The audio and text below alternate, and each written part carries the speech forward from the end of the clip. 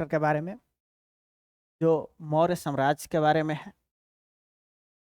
मौर्य साम्राज्य को आज करेंगे। इससे पहले आपको बहुत सारे टॉपिक पढ़ा दिया गया है जो एंशियंट हिस्ट्री में आता है, उसको ज़रूर देखें। चलिए वीडियो शुरू करते हैं। मौर्य साम्राज्य। मौर्य साम्राज्य जो है साम्राज्य के रूप में पहली बार भारत में अखिल भारतीय साम्राज्य का निर्माण हुआ। कौन सा साम्राज्य पहला बना? तो मौर्य साम्राज्य यही है। मौर्य राजवंश में चंद्रगुप्त मौर्य, बिंदुसार और अशोक जैसे महान शासक हुए, जिनके प्रयास से राज्य का सर्वांगीण विकास हुआ। राजनीतिक प्रणाली में अपेक्षाकृत अधिक एकरूपता आई थी। केंद्रीकृत शासन बना था उस टाइम, यही था। इसके बाद चंद्रगुप्त मौर्य के बारे में पढ़ना है। जैसे बारी बारी से पढ़ेंगे, चंद्रगुप्त मौर्य को पढ़ेंगे, फिर ये बिंदुसार को पढ़ेंगे, फिर अशोक को पढ़ेंगे, इसके बाद अंतिम शासक तक जाएंगे। देखिए, चंद्रगुप्त मौर्य ने अपने गुरु चाणक्य उनके गुरु थे। उन्हीं की सहायता से नंद वंश, उस टाइम घनानंद शासन कर रहा था, तो उसी को पराजित करके एक वंश की स्थापना की जिसका नाम पड़ा मौर्य वंश। सर्वप्रथम विलियम जोन्स जो था, यही सेंड्रोकोटस के नाम से पहचान किया था चंद्रगुप्त मौर्य को। 305 ईसा पूर्व में देखेंगे कि चंद्रगुप्त मौर्य ने अपने तत्कालीन यूनानी शासक सेलूकस निकेटर को पराजित कर दिया था। 305 में जो युद्ध हुआ था उसमें पराजित कर दिया था। संधि हो जाने के पश्चात सेलूकस ने चंद्रगुप्त से 500 हाथी उपहार लिया था। मतलब कि जब ये संधि हुआ था तो चंद्रगुप्त मौर्य ने 500 हाथी दिया था उपहार में। बदले में जो सेलूकस निकेटर था वो हेरात, कंधार, बलूचिस्तान और काबुल चंद्रगुप्त मौर्य को दिया था। और अपनी पुत्री जो थी हेलेना, उसका विवाह चंद्रगुप्त मौर्य से कर दिया था। इस युद्ध का विवरण कौन देता है? तो एपियानस विवरण देता है इस युद्ध का। बंगाल पर चंद्रगुप्त मौर्य की जो विजय थी वो महास्थान अभिलेख से ज्ञात होता है। चंद्रगुप्त मौर्य की दक्षिण भारत की विजय के विषय में जो जानकारी मिलती है वो तमिल ग्रंथ है दो, अहनानूर और पुरनानूर, तथा अशोक के अभिलेख में भी ये मिलता है। तो दक्षिण विजय जो था वो किससे मिलता है? तो अहनानूर और पुरनानूर से।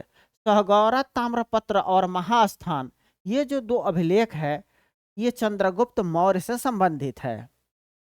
ये अभिलेख अकाल के समय किए जाने वाले राहत कार्यों के संबंध में बताते हैं। तो अकाल के समय कौन से जुड़ा हुआ है? तो ये सहगौरा ताम्रपत्र और महास्थान अभिलेख, ये दोनों का संबंध अकाल से है। अकाल के बारे में विवरण देता है यहाँ कि राहत कार्य कैसे चलाए जा रहे थे। चाणक्य अथवा कौटिल्य, इन्हीं का नाम, इनका 3 नाम है, विष्णुगुप्त, कौटिल्य और चाणक्य, ने राजनीति शास्त्र पर अर्थशास्त्र नामक लिखा था। अर्थशास्त्र ये इकोनॉमिक्स नहीं है, ये पॉलिटिक्स से संबंधित था, उस टाइम के राजनीतिक विषय से संबंधित है। यह भारत में राज शासन के ऊपर उपलब्ध प्राचीनतम रचना है। अपने जीवन के अंतिम चरण में पुत्र के पक्ष में सिंहासन छोड़कर चंद्रगुप्त मौर्य जैन साधु भद्रबाहु से जैन धर्म की शिक्षा ली और श्रवण बेलगोला, जो अभी हम लोग बाहुबली वगैरह उस पहले वीडियो में देख रहे थे, वही वाला श्रवण बेलगोला मैसूर जाकर 298 ईसा पूर्व में उपवास द्वारा शरीर त्याग दिया था। उस टाइम हुआ क्या था कि मगध में अकाल पड़ा था, तो उपवास जो होता है जैन धर्म में ये कहलाता है संलेखना।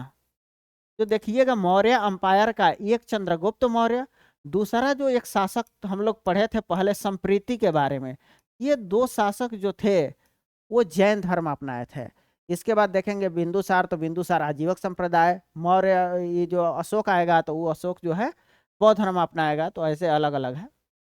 मेगास्थनीज जो सेलूकस निकेटर का राजदूत था, इन्होंने एक पुस्तक लिखा था इंडिका। इंडिका के बारे में, इंडिका में लिखा है मेनली पाटलिपुत्रा के बारे में जिक्र है इसका। सेलूकस निकेटर का ये राजदूत था, चंद्रगुप्त मौर्य के दरबार में आया था। 304 से 299 BC तक रहा था। यह भी डेट पूछता है। मेगास्थनीज के इंडिका में क्या क्या है? मेगास्थनीज ने चंद्रगुप्त को सेंड्रोकोटस कहा और बताया कि शासकों के चारों ओर महिला अंगरक्षक थी। उस टाइम बॉडीगार्ड महिला थी। मेगास्थनीज ने पाटलिपुत्र का वर्णन करते हुए कहा कि भव्यता और शान शौकत में सुसा और एकबतना भी उसकी तुलना में नहीं कर सकता, मतलब उसकी बराबरी नहीं कर सकता। इन्होंने जो मेगास्थनीज था वो बताया कि सोसा और एकबतना जो था उसकी शान शौकत इसके आगे फीकी पड़ती थी, पाटलिपुत्रा के आगे। इसके बाद कानून जो थे लिखित रूप में नहीं थे। भारत में जो भारतीयों को पसंद था वो चावल पसंद था। आज भी हम लोग देखते हैं मगध क्षेत्र में जो लोग रहते हैं वो चावल बहुत खाते हैं। दास प्रथा उस टाइम नहीं था। समाज जो था 7 वर्गों में बांटा था।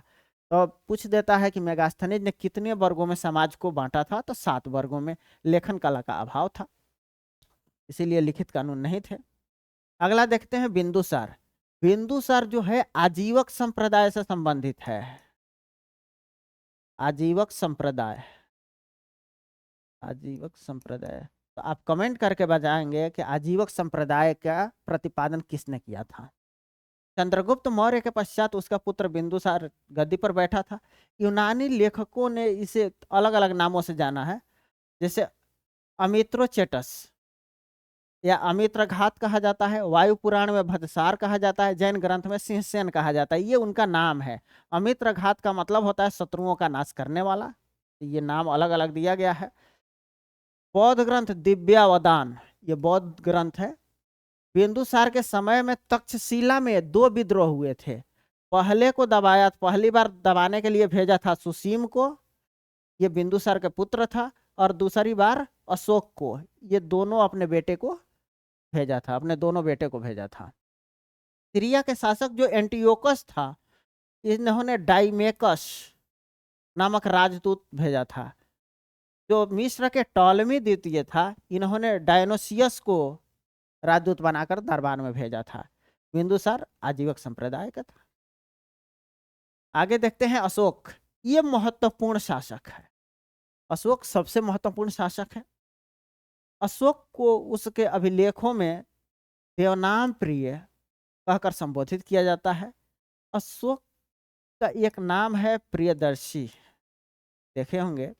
इसका मतलब है प्यारा दिखने वाला, मतलब जो सुंदर सा दिखता था उसी का ये नाम दिया जाता था, दिखने वाला। इसके बाद अशोक का नाम मास्की, गुर्जरा, नेटूर और उदयगुलन 4 अभिलेखों में मिलता है। इसको देखिए, याद कीजिएगा। मजनू, मास्की, गुर्जरा, नेटूर, उदयगुलन। मजनू जो है ये उदयगुलन, तो यही है। आगे देखते हैं कि जो अशोक के अभिलेख थे खोजा किसने था।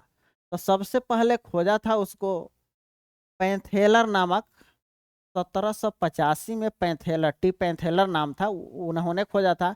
और इसको सबसे पहले पढ़ा था 1837 ईस्वी में जेम्स प्रिंसेप ने। और उन्होंने क्या किया था, ब्राह्मी लिपि का उद्वाचन किया था।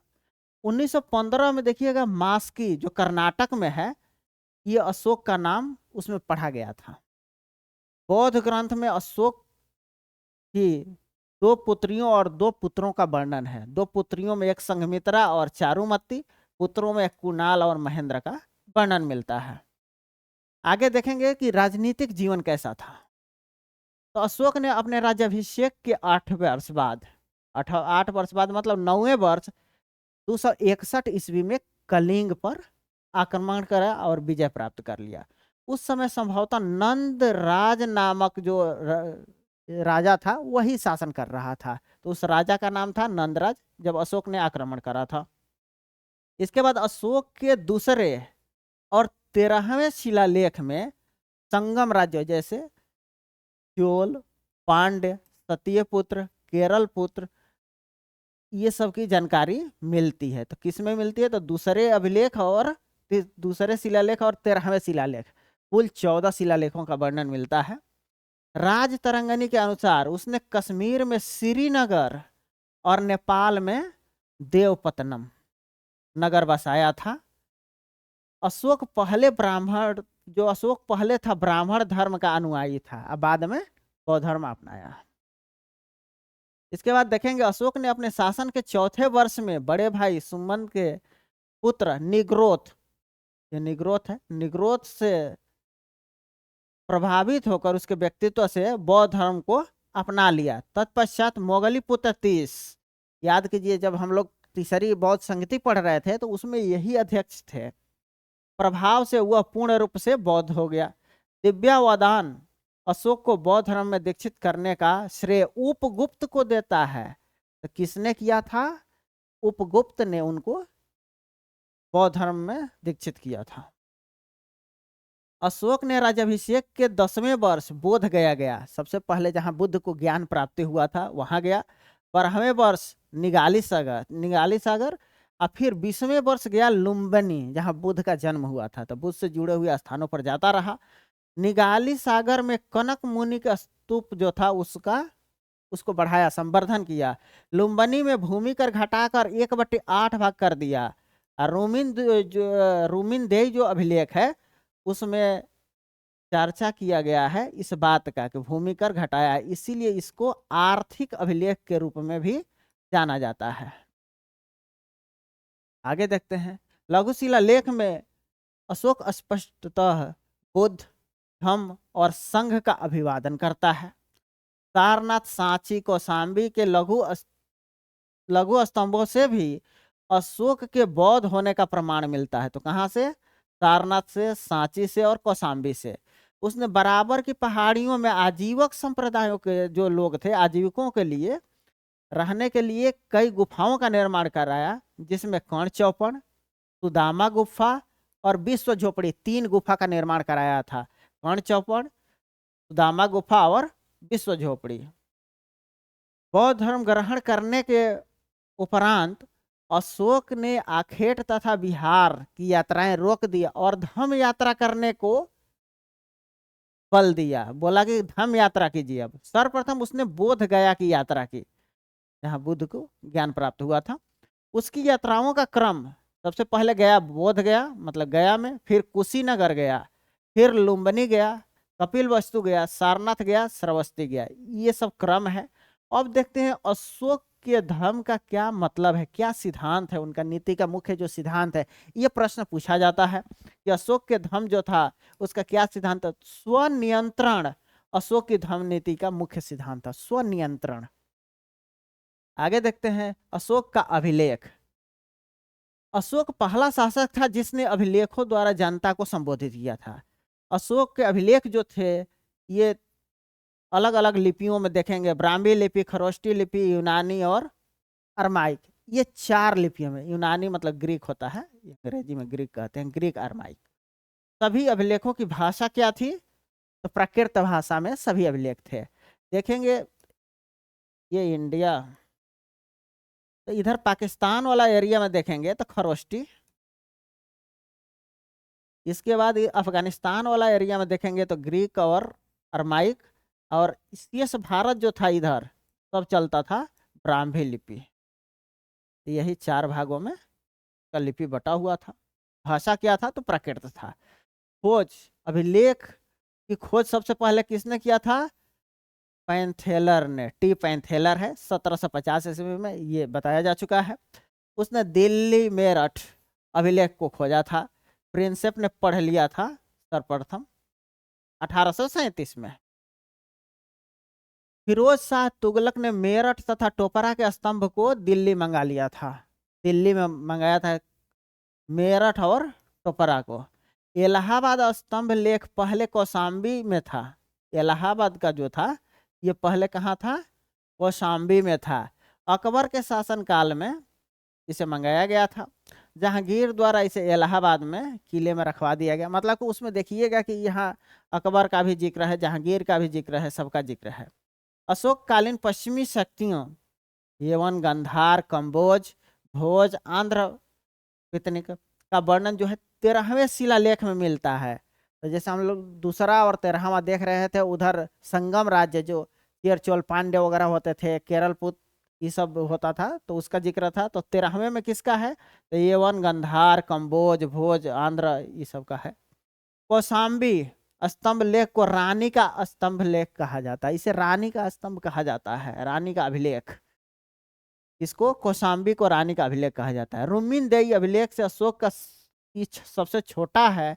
इसी को कहते हैं आर्थिक अभिलेख। क्यों कहते हैं? क्योंकि इसमें टैक्स को घटा दिया गया, कर को घटा दिया गया था, इसीलिए इसे आर्थिक अभिलेख कहते हैं।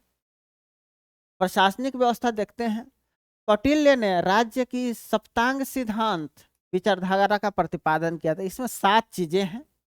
इसके 7 अंग है: राज्य, राजा, मंत्री, मित्र, कर, कोष, सेना तथा दुर्ग। तो यही है। मौर्य प्रशासन केंद्रीकृत शासन प्रणाली थी, मतलब कि एक ही राजा होता था, इसके अंतर्गत कई साम्राज्य बनते थे, लेकिन केंद्रीकृत थी। आज का जो साम्राज्य हम लोगों का, जैसे आज का जो डेमोक्रेसी चलता है, वो विकेंद्रित है। जैसे केंद्र हो गया, फिर स्टेट हो गया, फिर ऐसे ऐसे पहले नहीं होता था। पहले एक राजा होता था, उसी के अलावा सब कुछ इधर उधर होता था। अर्थशास्त्र एवं अशोक के शिलालेख में मंत्री परिषद का उल्लेख मिलता है। कहा गया है कि यहाँ मंत्री परिषद था। अर्थशास्त्र में सबसे उच्च अधिकारी जो था उसको तीर्थ कहा गया है। तीर्थ, कुल 18 तीर्थों की चर्चा मिलती है। बाद में इसके लिए अधिकतर जो है महामात्र शब्द का प्रयोग होने लगा था। आर्थिक स्थिति क्या थी? तो आर्थिक स्थिति में पहला नंबर हम लोग देखेंगे कृषि को। तो मौर्य काल मुख्यतः कृषि प्रधान था। देखेंगे मौर्य का जो भी था एरिया जो था, ऐसे जो बटा हुआ था इंडिया, साउथ में थोड़ा सा छोड़ के पूरा के पूरा मौर्य था। ये पूरा का पूरा जो मैदान था, ये पूरा आर्थिक स्थिति जो थी उसकी कृषि पे ही टिकी हुई थी, तो इसीलिए ये कृषि प्रधान था। इसके बाद अर्थव्यवस्था कृषि, पशुपालन और वाणिज्य व्यापार पर आधारित था, जिसमें सम्मिलित रूप से वार्ता कहा गया है। राजकीय भूमि को सीता भूमि कहा जाता था। क्या कहा जाता था? सीता भूमि। ये इंपॉर्टेंट है। जो सरकारी भूमि होती थी उसको क्या कहा जाता था? तो सीता भूमि, सीता कहा जाता था। कौटिल्य ने अर्थशास्त्र में कृष्ट मतलब जोती हुई खेत, अकृष्ट बिना जोती हुई, स्थल उच्च भूमि आदि अनेक प्रकार के भूमियों का वर्णन किया है। अदेव मातृक भूमि वह होती है जो बिना वर्षा के भी अच्छी खेती होती है। राज्य की ओर से सिंचाई का समुचित प्रबंध किया गया था, जिसे सेतुबंध कहा जाता है। वाणिज्य एवं व्यापार को देखेंगे। आर्थिक स्थिति में है। मौर्य काल में भूमि पर उपज का 1/4 से लेकर 6ठा भाग, तो मतलब 1/4 से 1/6 भाग तक टैक्स लगता था। सिंचाई के लिए अलग से 1/5 से 1/3 भाग तक कर लिया जाता था। मौर्य काल में अनेक उद्योग धंधे प्रचलित थे, जिसमें सूत काटने एवं बनाने का उद्योग था। अगला देखेंगे कि बंग मतलब बंगाल जो था उस टाइम मलमल के लिए विख्यात था। कौटिल्य ने चीन पट्टू का भी उल्लेख किया है, जो यह रेशम चीन से आता था। वाणिज्य व्यापार पर राज्य का नियंत्रण होता था। इस काल में ताम्रलिप्ति पूर्वी तट पे महत्वपूर्ण बंदरगाह था। ये अभी आज देखेंगे ऐसे जो इंडिया है, तो यहाँ है बंगाल वाले एरिया है, तो यहाँ ताम्रलिप्ति। पश्चिमी तट पे भरूच और सोपारा, यहाँ भरूच सोपारा यहाँ है, तो वही था बंदरगाह है ये। राजस्व के स्रोत क्या क्या है? तो दुर्ग नगरों से प्राप्त आय होता था, राष्ट्र जनपदों और जो ग्राम से आता था, सेतु फल फूल सब्जियों से जो प्राप्त होता था, ब्रज पशुओं से होता था, सीता जो राजकीय भूमि होती थी उससे आय होता था, प्रणय आपातकालीन कर था, हिरण्य नकद जो राजस्व लिया था वो था, उद्दक भाग सिंचाई पर जो कर था, वर्तने सीमा कर था, पिंड कर पूरे गांव से कर राजस्व के रूप में स्रोत होता था, मतलब पूरे गांव से कर जो लिया जाता था पिंड कर कहलाता था। तो ये सब क्या क्या है, कहाँ कहाँ कहलाता है, वही है। आगे देखें, मेगास्थनीज के अनुसार बिक्री कर न देने वाले को क्या किया जाता था? तो मृत्युदंड दे दिया जाता था। मौर्यों की राजकीय जो मुद्रा थी पण थी, पण। मौर्य काल में आहत मुद्राएं भी प्रचलित थी। हम लोग आहत मुद्रा के बारे में पहले पढ़ चुके हैं, तो आप कमेंट करके बताएंगे कि आहत जो मुद्राएं होती थी वो किस धातु की बनी होती थी। अर्थशास्त्र में सिक्के के लिए रूप शब्द का प्रयोग हुआ है। इस काल में सोने का सिक्का सुवर्ण अथवा पाद, चांदी के सिक्का कसाकर करसापण, पण और धरण तथा तांबे के सिक्का को मासक, काकड़ी और अर्ध काकड़ी कहलाता था। तो ये सब चीजें कहलाती थी। सामाजिक स्थिति क्या थी? तो मेगास्थनीज ने भारतीय समाज को 7 जातियों में विभाजित किया था। कितने जातियों में? 7 जातियों में। क्या क्या था? दार्शनिक, किसान, अहिर, कारीगर, शिल्पी, सैनिक, निरीक्षक और सभासद। ये 7 जातियों में उन्होंने बांटा था। कौटिल्य ने 9 प्रकार के दासों का उल्लेख किया है। कितने प्रकार के दास? कौटिल्य के अनुसार 9। अशोक के शिलालेख में दास और कर्मकार का उल्लेख है। मेगास्थनीज के अनुसार भारत में दास नहीं था। मेगास्थनीज कहता है नहीं था, लेकिन कौटिल्य कहता है कि दास है। कितने प्रकार के? तो 9। आगे देखते हैं धार्मिक स्थिति। कौटिल्य ने भारत के प्राचीन धर्म को त्रयी कहा है। मौर्य काल में वैदिक धर्म प्रचलित था, किंतु कर्मकांड प्रधान वैदिक धर्म अभिजात ब्राह्मण और क्षत्रियों तक ही सीमित था। तो यही कर्मकांड लोग करते थे। मेगास्थनीज ने धार्मिक व्यवस्था में डायनोसियस एवं हेराक्लिच की चर्चा की है, जिसकी पहचान क्रमशः डायनोसिस जो था ये शिव से, डायनिसस इसका मतलब है शिव से था, और हेराक्लिच मतलब कृष्ण से था। तो ये 2 देवताओं का जिक्र वहां मिलता है धार्मिक व्यवस्था में। आगे देखते हैं जनसाधारण में नाग पूजा होती थी। कर्मकांड उच्च कोटि के लोग करते थे और साधारण वाले लोग नाग पूजा करते थे। मूर्ति पूजा भी प्रचलित था, मतलब प्रचलन में था मूर्ति पूजा। पतंजलि के अनुसार मौर्य काल में देव मूर्तियों को बेचा जाता था, जिन्हें बनाने वाले शिल्पियों को देवताकार कहा जाता था। देवता को आकार देने वाले को देवताकार कहते हैं। अर्थशास्त्र में वरुण, नागराज और संकर्षण देवताओं का उल्लेख है, अर्थशास्त्र में भी है। चंद्रगुप्त जैन धर्म का था, बिंदुसार आजीवक और अशोक बौद्ध। मतलब ये 4 देखिएगा, मौर्य में 4 लोग हैं, चंद्रगुप्त और संप्रीति, ये दोनों जैन से थे। इसके बाद बिंदुसार था आजीवक संप्रदाय का। अशोक और बाकी लोग, अशोक और अन्य ये बौद्ध से थे। तो वही है, 4 भागों में ये लोग थे, मतलब ये 2, 3, चौथा। अशोक प्रारंभ में ब्राह्मण धर्म का अनुयायी था, शैव मानता था। बाद में उन्होंने बौद्ध धर्म। एक था दशरथ, इन्होंने भी देखिएगा कि जो गया वाला इलाका है वहां पे गुफाओं का निर्माण करवाया है, और आजीविकों को रहने के लिए वो दान में दिया था। चलिए, बहुत बहुत धन्यवाद।